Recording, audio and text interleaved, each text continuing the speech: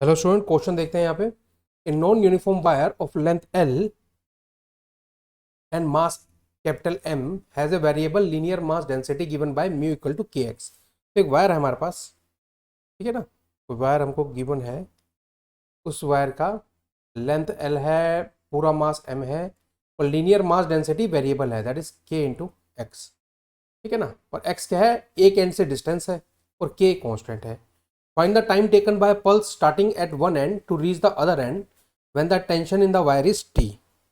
बहुत अच्छा क्वेश्चन है। तो सबसे पहले तो मैं यह कोशिश करूंगा कि इस कांस्टेंट की वैल्यू निकालनी है। तो कांस्टेंट की वैल्यू निकालने का एक बहुत अच्छा तरीका यहाँ पे ये है हमारे पास कि हम टोटल मास निकालें। इसका टोटल मास देखो गिवन है, पर उससे फिर के का रिलेशन आ जाएगा एम के साथ।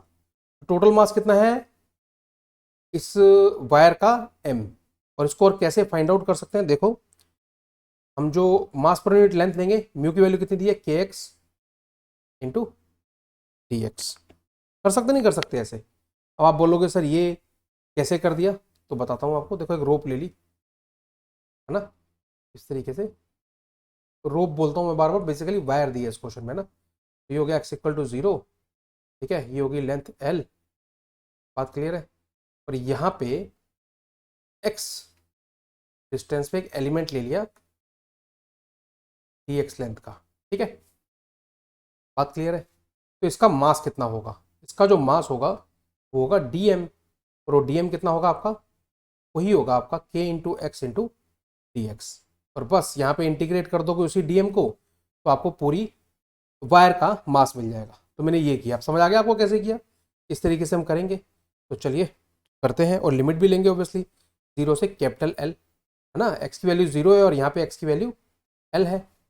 तो उसको सॉल्व करते हैं, क्या आंसर आएगा हमारा, देख लेते हैं। K into L square upon two आ जाएगा यहाँ पे, एम आ जाएगा, और के की वैल्यू कितनी आ जाएगी, two M upon L square. K को मैंने, जो के कॉन्स्टेंट है उसको मैंने कैपिटल एम और कैपिटल एल की फॉर्म में निकाल लिया, रिलेशन निकाल लिया, क्योंकि कैपिटल एम और कैपिटल एल हमको गिवन है क्वेश्चन के अंदर। चलिए अब हम बात करते हैं पल्स की वेलोसिटी की। पल्स की जो वेलोसिटी होती है उसको हम कैसे लिख सकते हैं, उसको हम लिख सकते हैं टी अपॉन, यानी कि जो टेंशन होगी डिवाइडेड बाय म्यू। तो हम कैसे लिख सकते हैं, टी अपॉन म्यू की वैल्यू हम लिखते हैं प्रॉपर। म्यू की वैल्यू हम क्या लिखेंगे यहाँ पे, म्यू की वैल्यू हम लिखने वाले हैं, कितनी गिवन है हमें, के इंटू एक्स गिवन है ना, वेरिएबल है ना, के इंटू एक्स आ गई। बात क्लियर है। और फिर यहाँ पे हम क्या करेंगे, पुट कर देते हैं वैल्यू टी अपॉन, इसकी वैल्यू पुट करेंगे हम के की वैल्यू आ जाएगी two M upon L square.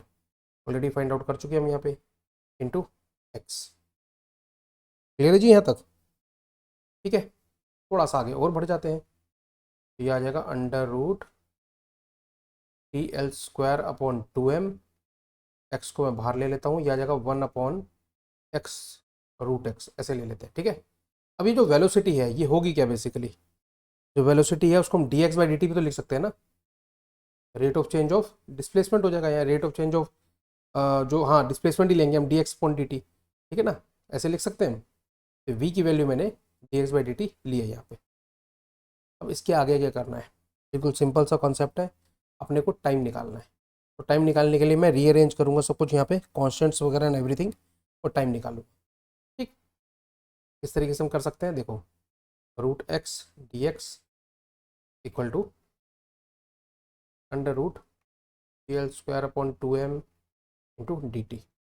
यहाँ पर ऐसे इंटीग्रेट करना है, कर दो आप। एक्स की वैल्यू कहाँ से कहाँ तक जाएगी, जीरो से एल तक। और यहाँ पे राइट हैंड साइड में इंटीग्रेट करोगे तो जीरो से टी। बात क्लियर है, जीरो से टी। तो चलिए एक्स की अंडर रूट एक्स दिया हुआ है ना, तो रूट एक्स की वैल्यू क्या होगी, इसका इंटीग्रेशन क्या होगा। रूट एक्स का इंटीग्रेशन कितना होगा, देखो जब हम नॉर्मल लेते हैं एक्स का इंटीग्रेशन तो कितना आता है, एक्स स्क्वायर अपॉन टू आता है।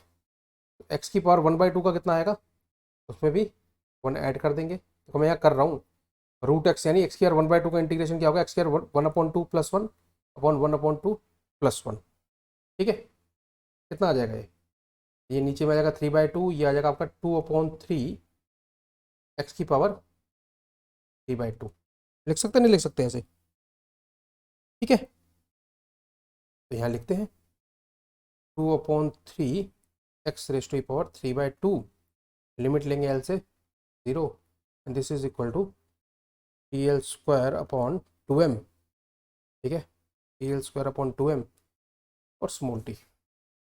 यहाँ से हम आगे सॉल्व करते हैं। यहाँ पे टी कितना आ जाएगा, टी आ जाएगा आपका 2/3, ठीक है। ये जो साइड वाला पार्ट है उसको मैं इरेज कर देता हूँ, ये जस्ट नॉर्मल इंटीग्रेशन ही आपको बतानी थी कि रूट एक्स की इंटीग्रेशन क्या होती है। आपको पता है तो कोई इशू नहीं है। टी आ जाएगा आपका स्मॉल टी, यानी जो टाइम है वो आ जाएगा 2/3, और यहाँ पे मल्टीप्लीकेशन आ जाएगी 2m/TL² की into L raise to the power कितना आ जाएगा 3/2। चलिए स्कोर कैसे लिख सकते हैं, 2/3 √2m आ जाएगा, यहाँ पे √t बच जाएगा, L² बाहर आ जाएगा तो आ जाएगा L raise to 3/2 divided by L।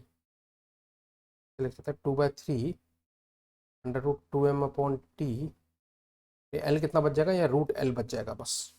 तो ये कुछ आ रहा है हमारे पास, तो और बेटर वे में कैसे लिख सकते हैं 2/3 √2mL/t। ये टाइम आ रहा है बच्चे, है ना। ये हमारे पास क्या आ गया, टाइम आ गया, क्योंकि क्वेश्चन ने पूछा था ना find the time taken by pulse starting at one end to reach the other end when the tension in the wire is T। तो उस फॉर्म में आंसर हमने निकाल लिया है। So I hope I have answered your question. Thank you very much.